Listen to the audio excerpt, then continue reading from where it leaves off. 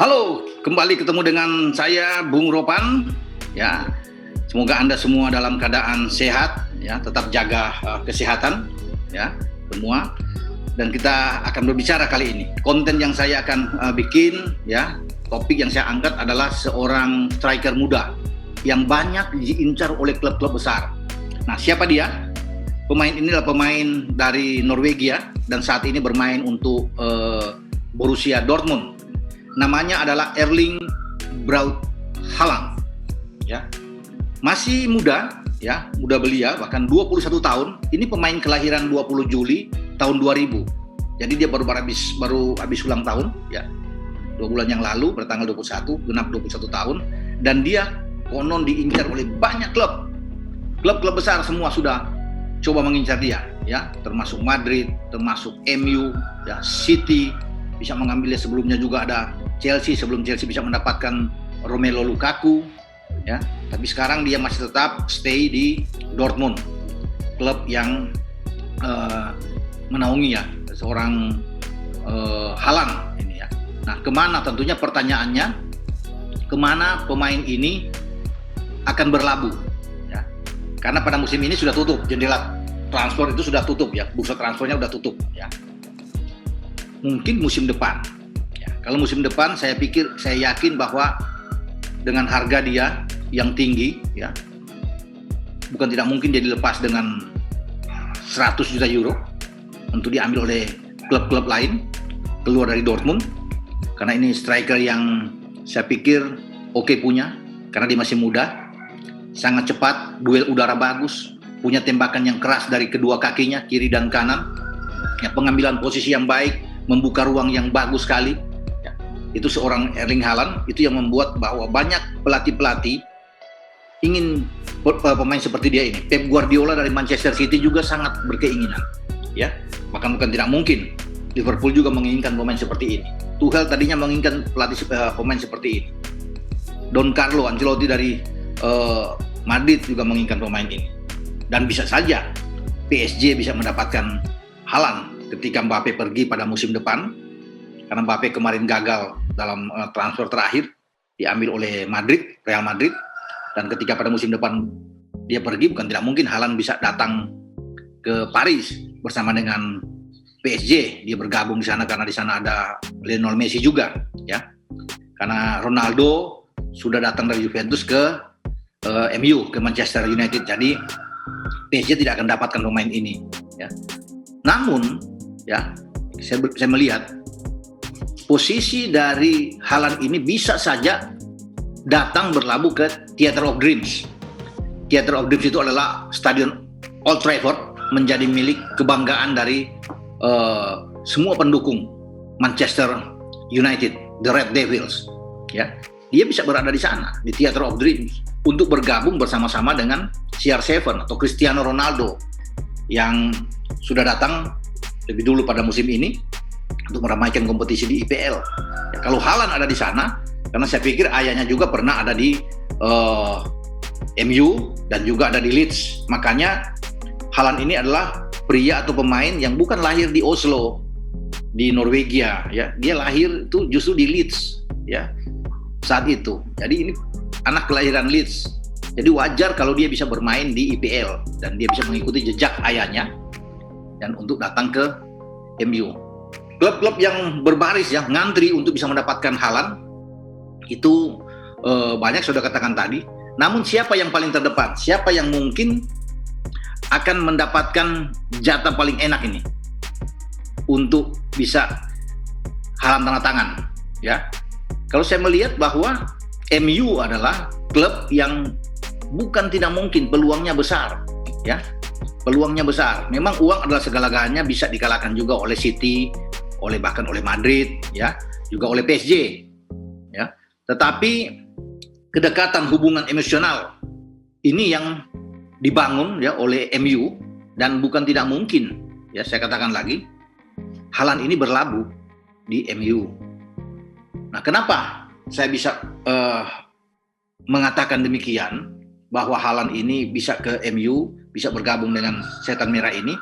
Karena selain hubungan emosional, di sana juga banyak, ya, orang yang menjadi daya tarik bagi seorang pemain bintang, pemain muda seperti Erling Haaland. Ya, salah satunya adalah CR7, Ronaldo. Karena sosok Ronaldo ini adalah panutan bagi Haaland ketika Haaland masih kecil, masih muda di tanah kelahiran dia, di negara kelahiran dia di Norwegia, walaupun dia lahir di Leeds, saya katakan tadi, tapi dia besar di Norway. Dia mengagumi seorang CR7. Nah, CR7 saat ini ada di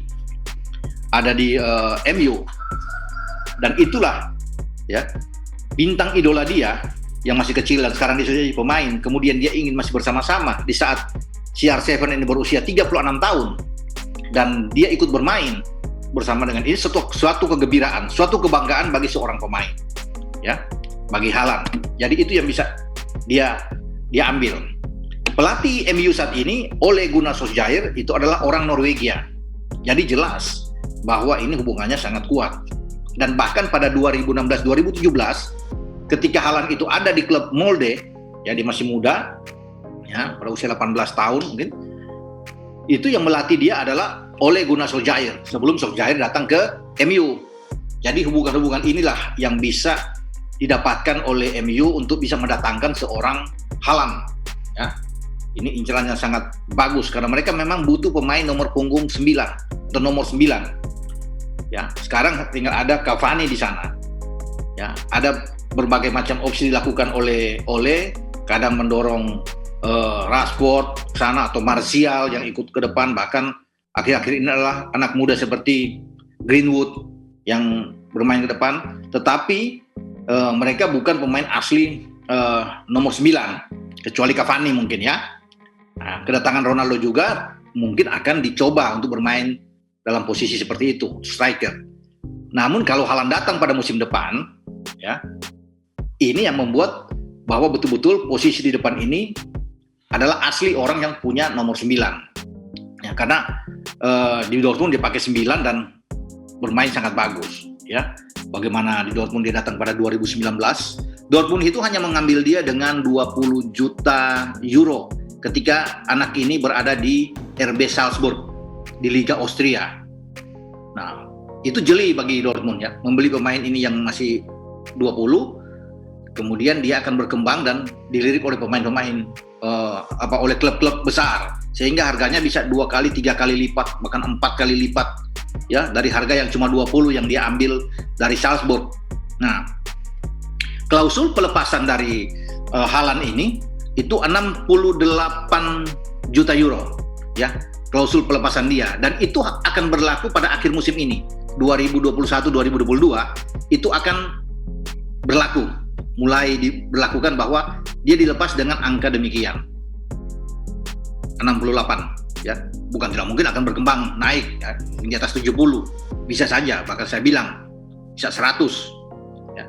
Dan ini yang paling terdepan yang mengambil saya pikir MU, karena ada yang saya katakan tadi bahwa ayahnya juga dari sana, berada di sana, ada bintang idola dia, bintang idola Haaland, pelatihnya juga pernah bersama dengan dia, jadi cocoklah misalnya kalau dia ke MU, dan MU memang harus punya uang, harus mempersiapkan dana besar untuk bisa mendapatkan pemain ini, karena kalau tidak punya dana, walaupun saya katakan tadi dengan dia punya bintang idola CR7, ada Ole di sana, ini akan sangat sulit ya, karena uang tetap akan menjadi sesuatu yang paling berpengaruh.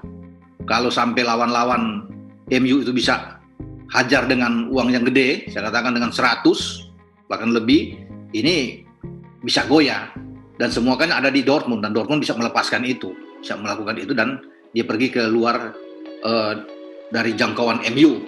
Nah, tapi kalau MU punya uang paling tidak ada 70, pasti Haaland akan ke MU. Dan kalau MU memiliki seorang Haaland untuk merebut gelar juara di IPL sangat terbuka, dan bukan tidak mungkin mereka bisa mendapatkan itu, termasuk di UCL ya.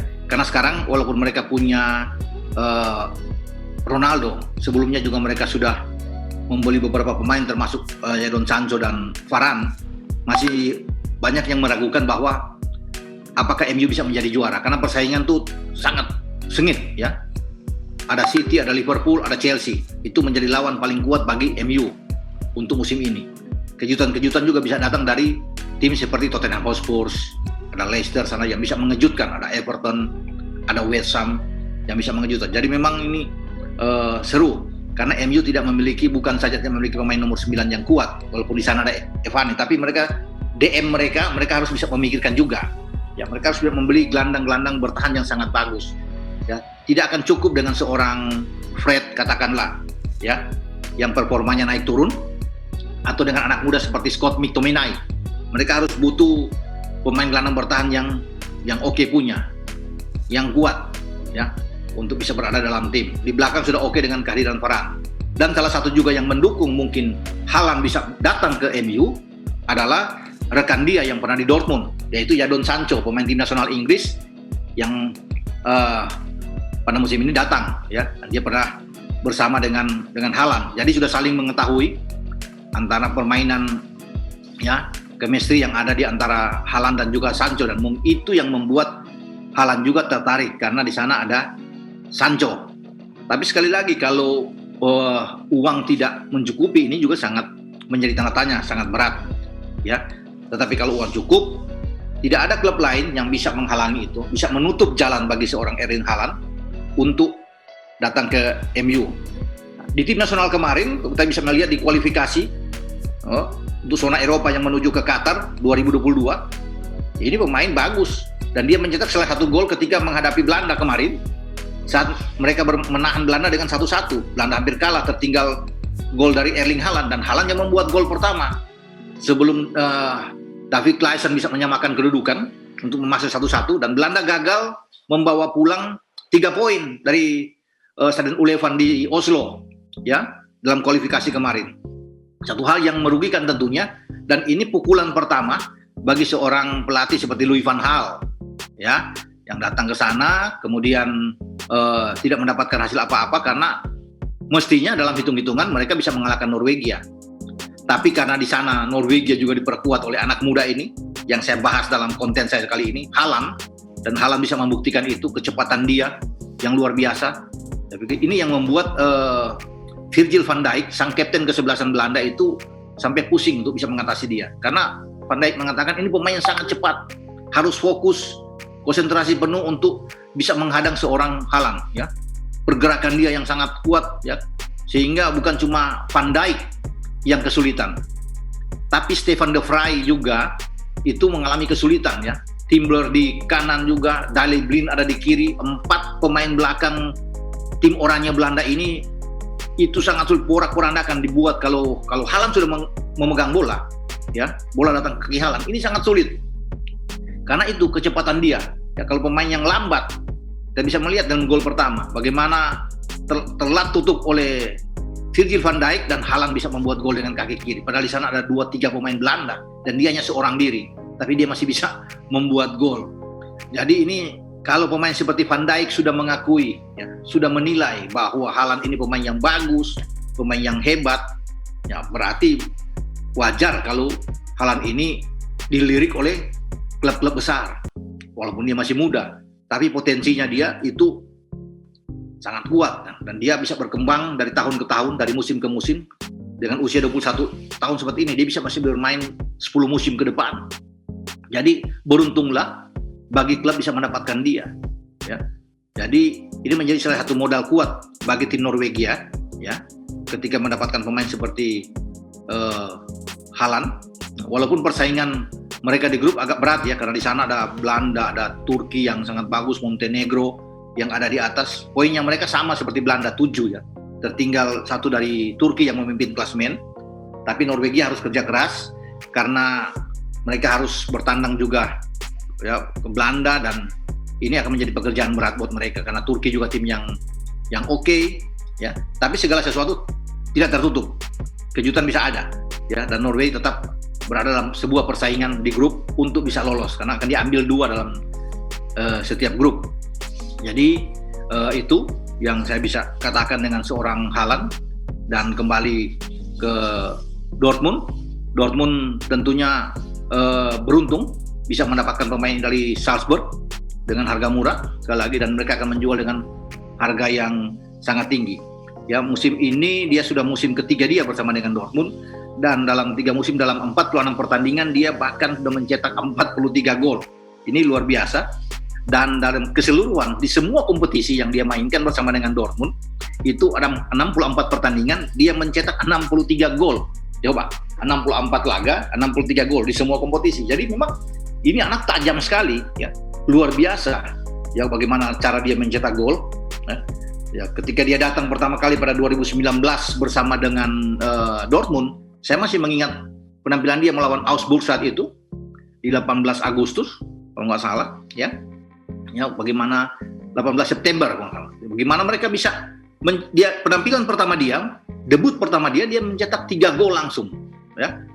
Saat itu Dortmund bisa menang 5-3 lawan Augsburg ya. Dan penampilan dia langsung luar biasa, langsung tancap gas dengan 3 gol, hat-trick yang dibuat oleh Haaland.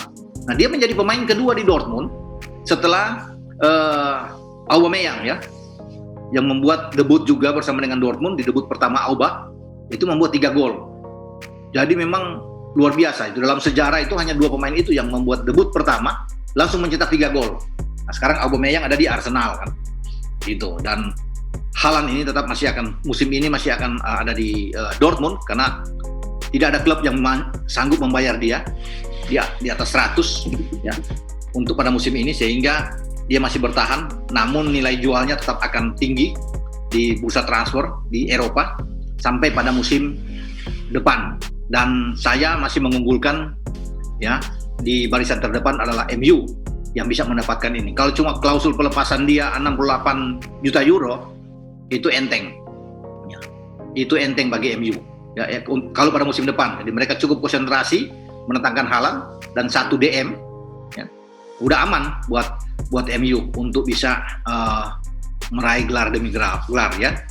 Oke, sampai di sini pembicaraan saya tentang seorang anak muda Erling Haaland yang punya potensi luar biasa untuk bisa menjadi bintang ya di masa yang akan datang, dan kita akan berbicara lagi dengan bintang-bintang lainnya tentunya di channel YouTube Bung Ropan ya. Jangan lupa Anda untuk tetap like dan share channel YouTube Bung Ropan, tentunya subscribe juga ya. Sampai di sini pembicaraan kita, tetap semangat. Ciao.